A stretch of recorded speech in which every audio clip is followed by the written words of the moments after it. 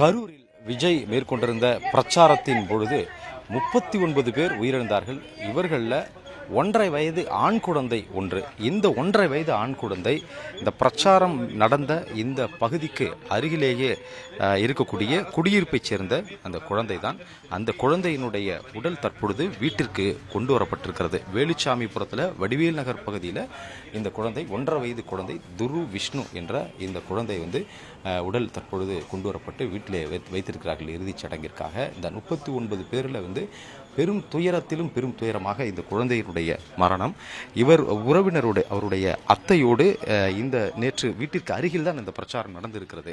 இந்த பிரச்சாரம் நடந்த பொழுது வீட்டிற்கு அருகில் சற்று தொலைவிலே ஒரு 100 மீட்டர் தொலைவிலேயே தான் இந்த இடம் இருப்பதனால குழந்தையை தூக்கி கொண்டு இந்த குழந்தையினுடைய அத்தை அங்கு சென்றிருக்கிறார். அப்பொழுது கூட்ட நெரிசல், அதாவது அந்த பேருந்து வரும் பொழுது ஏற்பட்ட அந்த அலை போன்று ஏற்பட்ட அந்த கூட்ட நெரிசல், அந்த கூட்டத்தில் இருசக்கர வாகனம் ஒன்று அவர் மீது சாய்ந்திருக்கிறது. அந்த குழந்தையோடு நின்ற அந்த பெண் மீது சாய்ந்திருக்கிறது. அவர் சாய்ந்தவுடன் குழந்தையை காப்பாற்றுவதற்காக அவர் அருகில் இருக்கக்கூடிய மற்றொரு பெண்ணிடம் கொடுத்திருக்கிறார் குழந்தையை.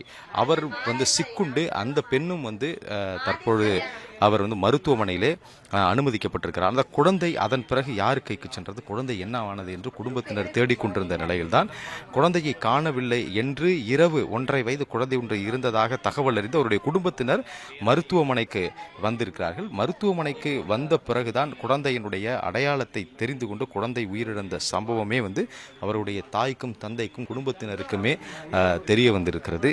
இதில் இந்த சம்பவத்தில் அவருடைய குழந்தையினுடைய அத்தையும் தொடர்ந்து அவருக்கு மூச்சுத்திணறல் காரணமாக தீவிர சிகிச்சை பிரிவில் இருக்கிறார் என்று சொல்கிறார்கள். இந்த ஏற்கனவே அடையாளம் காணப்பட்ட அந்த பகுதியில் தான் ஒரே இடத்தில் கும்பலாக உயிரிழந்ததாக அடையாளம் காணப்பட்ட அதே பகுதியில் தான் இந்த குழந்தையும் உயிரிழந்திருக்கிறது. இந்த வீட்டிலிருந்து இதே பகுதி, அது பிரச்சாரம் நடந்த இதே பகுதி வேலுச்சாமிபுரம் தான் இவர்களுடைய வீடு இருக்கிறது. எப்படி நடந்தது என்று இந்த உறவினர்களிடம் கேட்கலாம். ஆனால் இந்த சம்பவம் என்ன ஆச்சு, குழந்தை அங்கே எப்படி போய் மாட்டிச்சு? அவங்க அத்தை கூட்டின்னு போனாங்க. அவங்க அத்தை கூட்டின்னு போயிட்டு பார்த்தா அந்த கூட்ட நெரிசலில் இந்த மாதிரி தள்ளுமுள்ளாயிட்டு இருக்கு. எந்த இடத்துல அவங்களுக்கு என்ன ஆச்சு? அவங்களும் ஹாஸ்பிட்டலில் தான் இருக்கிறாங்க. அவங்களுக்கும் மூச்சு திணறலாம். எந்த இடத்துல எப்படி அவங்களுக்கு அது மாதிரி ஆச்சு? அதை போய் மாட்டாங்க. அது அங்கே தான் அந்த முன்னாடி கர்நாடகா. இல்லை, எப்படி அந்த கூட்டத்தில் மாட்டினாங்கன்னு கேட்குறாங்க. குழந்தையோட எப்படி மாட்டினாங்க? கூட்ட நெரிசல் பண்ணியிருக்கிறாங்க. குழந்தைக்கு எதாவது ஆகக்கூடாதான்ட்டு மேலே தூக்கி வேறங்க கையில் கொடுத்துருக்குறாங்க. அது குழந்தை தள்ளி முள்ள அவங்க கீழே வந்துட்டு இருக்காங்க. தெரியல குழந்தை அவங்களும் மயக்க போட்டு விழுந்துட்டு இருக்காங்க. குழந்தை என்னாச்சு ஏதாச்சுன்னு தெரில. கூட்டின்னு போயிருக்கிறாங்க. அப்புறமா லைவ்ல பார்த்துட்டு தான் அவங்க அப்பா பார்த்துட்டு இது என் குழந்தைன்ட்டா அங்கேருந்து ஜிஹெச்சுக்கு போயிருக்கிறோம். ஜிஹெச்லேருந்து தான் எங்களுக்கெல்லாம் தெரியும். 7:30 மணி 7:45 இருக்கும் எங்களுக்கு தெரிஞ்சது. குழந்தை இவங்க எல்லாம் காணான்ட்டு நாங்கள் தேடி நின்றோம். அவங்க ஹஸ்பண்டெல்லாம் தேடி நின்றாங்க. தேடணும் கிடைக்கலான்ட்டு அதுக்கப்புறம் தான் ஜிஹெச்சில் அங்கங்கே போய் பார்த்தா அவங்க குழந்தை இருக்குது அப்படின்ட்டு தான் நைட்டெல்லாம் நாங்கள் அவங்க வீட்டில் இருக்காங்க. அவங்க அப்பா வாய் பேச வராது. அவங்க அம்மாவுக்கு காதும் கேட்காது. அவங்க அப்பா ஆர்வ கம்பெனியில் கூலி வேலை செஞ்சுட்டு.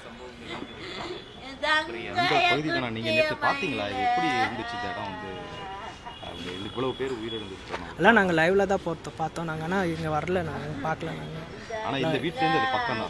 அது 100 கிலோமீட்டர் தான். இங்கே 100 மீட்டர் தான். ரொம்ப அங்கே தான் போனாங்க. இங்கேருந்து அப்படியே தள்ளுமுள்ள ஆகிட்டு அப்படியே போயிட்டு மாட்டின்னு இருக்காங்க. இந்த குழந்தை உயிரிழந்த இந்த சம்பவத்தில் அவருடைய அத்தையோடு அந்த குழந்தை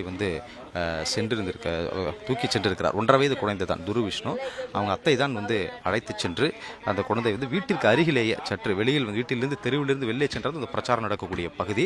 அதனால் அவர் சற்று அருகில் இருப்பதனால அங்கே குழந்தையை தூக்கி சென்று அவர் பார்த்து விட்டு வந்து விடலாம் என்று அப்பொழுதுதான் சென்றிருக்கிறார். அந்த இடத்துல இந்த ஒரே இடத்தில் கூட்டம் நெரிசல் ஏற்பட்டு அந்த ஒரே இடத்துல அந்த கழிவுநீர் கால்வாய் ஒன்று இருக்கிறது. அதிலே பள்ளமான சில இடங்கள்லாம் இருக்கிறது. அதில் கால் வைத்ததெல்லாம் ஒட்டுமொத்தமாக ஒருவர் மீது ஒருவர் விழுந்தார்கள் என்றெல்லாம் கண்டுபிடிக்கப்பட்டது. அந்த இடத்தில் தான் இந்த குழந்தையும் சிக்கிக் கொண்டிருக்கிறது. அவருடைய அத்தை தான் குழந்தையை அருகில் இருக்கக்கூடிய குழந்தையை காப்பாற்ற வேண்டும் என்று அருகில் இருப்பவரிடம் கொடுத்திருக்கிறார். ஆனால் அதற்கு பிறகு இங்கே ஏற்பட்ட கூட்ட நெரிசலில் அந்த குழந்தை சிக்கி இருக்கிறது. குடும்பத்தினர் ஒரு பக்கம் அந்த பெண்ணையும் தேடியிருக்கிறார்கள், குழந்தையும் தேடியிருக்கிறார்கள். அது தொலைக்காட்சிகளில் பார்த்து விட்டுதான் 1.5 வயது குழந்தை உயிரிழந்து விட்டதாக தெரிந்துதான் நேரில் அவர்கள் இந்த பிணவரையில் அடையாளம் கண்ட பிறகுதான் குடும்பத்தினருக்கு அவருடைய பெற்றோருக்கே வந்து தெரிய வந்திருக்கிறது. அவருடைய குழந்தையினுடைய தந்தை விமல் என்பவர் தினக்கூலியாக இருக்கிறார். அவருடைய தாய் வந்து காது வாய் பேச முடியாத பெண். அவர் வந்து வார்த்தைகளை சொல்லி அழ முடியாத நிலையில் அந்த வீட்டில் குழந்தை உயிரிழந்து தனக்கு அருகிலேயே அந்த குழந்தையை கொண்டு வந்து வைத்திருக்கிறார்கள். அவர் வாய் பேச முடியாமல் காது கேட்க முடியாத அந்த பெண்ணிற்கு என்ன விவரங்களை சொல்வார்கள், அவருக்கு அந்த குழந்தை எப்படி நடந்தது என்ற இந்த விவரங்களையும் கேட்க முடியாத நிலையில் இருக்கிறார்.